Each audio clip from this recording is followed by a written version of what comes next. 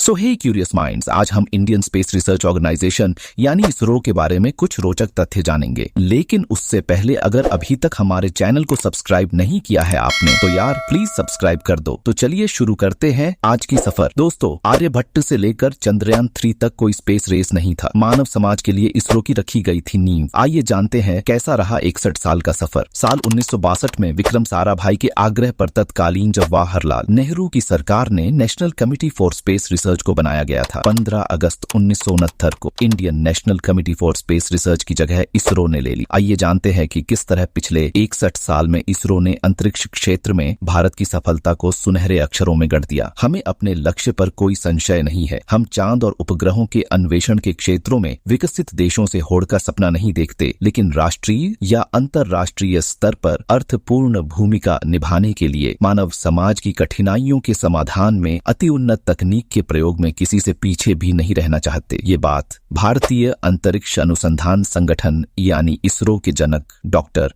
विक्रम साराभाई ने कहा है। पिछले 61 सालों में इसरो ने स्पेस सेक्टर में कामयाबी की नई गाथा लिखी है। साल 1962 में विक्रम साराभाई के आग्रह पर तत्कालीन जवाहरलाल नेहरू की सरकार ने national committee for space research को बनाया गया। 15 अगस्त 1969 को Indian national committee for space research यानी इनकोस्पर की जगह भारतीय अंतरिक्ष अनुसंधान संगठन यानी इसरो ने ले ली। विक्रम साराभाई को इसरो का पहला चेयरमैन बनाया गया। उसी साल नासा ने अपोलो 11 स्पेसक्राफ्ट से नील आर्मस्ट्रांग, बज एल्ड्रिन और माइकल कॉलिंस को कैनेडी स्पेस सेंटर से चांद का सफर करने के लिए रवाना किया था। वहीं सोवियत संघ मतलब रशिया ने साल 1955 में ही अंतरिक्ष कार्यक्रम शुरू कर दिया था। जब इसरो की नींव रखी गई तो उस समय वैज्ञानिकों का उद्देश्य बस अंतरिक्ष विज्ञान अनुसंधान और ग्रहों की जानकारी इकट्ठा करना था। इसके अलावा भूपर्यवेक्षण, मौसम विज्ञान, संचार, दूरसंचार, सामाजिक विकास और आपदा प्रबंधन से जुड़ी जानकारी प्राप्त करना था। लेकिन विक्रम साराभाई और सतीश धवन का लक्ष्य कुछ बड़ा था। इनकोस्पार से इसरो बनने से पहले भारत ने नाइक अपाचे और रोहिणी 75 सैटेलाइट को लॉन्च किया था। जब भारत ने लॉन्च किया अपना पहला सैटेलाइट, वक्त के साथ इसरो का लक्ष्य भी बड़ा बनता चला गया और 19 अप्रैल 1975 को इसरो को सबसे बड़ी कामयाबी तब मिली जब 360 किलोग्राम वजनी सैटेलाइट आर्यभट्ट को लॉन्च किया। इसके बाद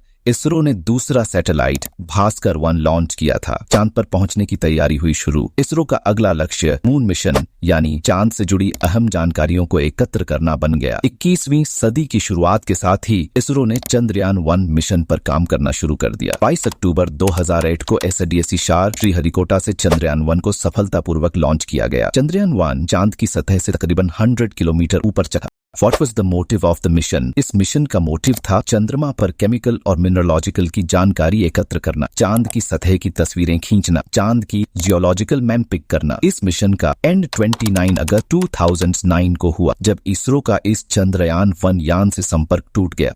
मंगलयान मिशन, चांद की जानकारी प्राप्त करने के बाद अब बारी थी मंगल के रहस्यों से पर्दा उठाने की। इसरो ने मंगलयान मिशन पर काम करना शुरू कर दिया। मंगल ग्रह की जानकारी प्राप्त करने के लिए श्रीहरिकोटा से 5 नवंबर 2013 को मंगलयान 1 को लॉन्च किया गया और इसके साथ इस ग्रह पर अपनी मौजूदगी दर्ज कराने वाले भारत तीसरा देश बन गया। इससे पहले अमेरिका और रूस ने भी मंगल ग्रह पर अपने सैटेलाइट भेजे थे, लेकिन इम्पोर्टेंट बात यह है कि भारत पहला ऐसा देश बना जिसका सैटेलाइट एक ही प्रयास में मंगल ग्रह तक पहुंच गया। इस मिशन की लागत 450 करोड़ की थी, जो अमेरिका और रूस के मिशन की तुलना में काफी कम थी। चंद्रयान 2 का सफर, चंद्रयान 1 से संपर्क टूटने के 10 साल बाद चंद्रयान 2 को श्रीहरिकोटा से लॉन्च किया गया। यह इसरो के वैज्ञानिकों के लिए एक कठिन मिशन था, क्योंकि चंद्रयान 2 के लैंडर को चांद के दक्षिणी ध्रुव पर उतरना था, जहां पर अभी तक किसी देश की मौजूदगी नहीं है। What was the motive of this mission? इस मिशन का मेन मोटिव था चांद के दक्षिणी ध्रुव पर मौजूद खनिज पदार्थ का पता लगाना, पानी की मौजूदगी का पता लगाना, इस क्षेत्र में मौजूद मिट्टी और पत्थर की जानकारी का पता लगाना। चंद्रयान 2 को GSLV Mk3M1 रॉकेट से लॉन्च किया गया था। 2 सितंबर को ऑर्बिटर लैंडर सफलतापूर्वक अलग हुआ था, लेकिन लैंडर विक्रम चांद की सतह पर सॉफ्ट लैंडिंग करने से चूक गया। हालांकि रोवर सफलतापूर्वक चांद की कक्षा में स्थापित हो गया था। पूरे देश इस मिशन के ऊपर नजरें गड़ाए बैठे थे, तो ये एक हताशा का टाइम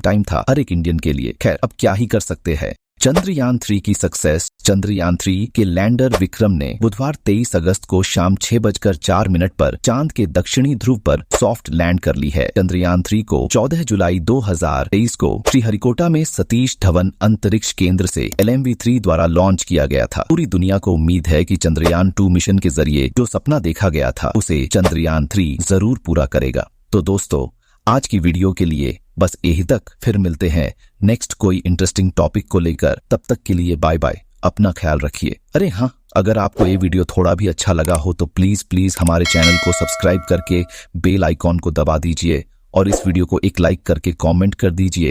ये सब करने में आपको पैसे या टाइम कुछ भी नहीं लगेंगे या फिर आपका कुछ नहीं बिगड़ेगा, लेकिन आपके एक सब्सक्राइब से मुझे बहुत हेल्प होगा। धन्यवाद, नमस्कार।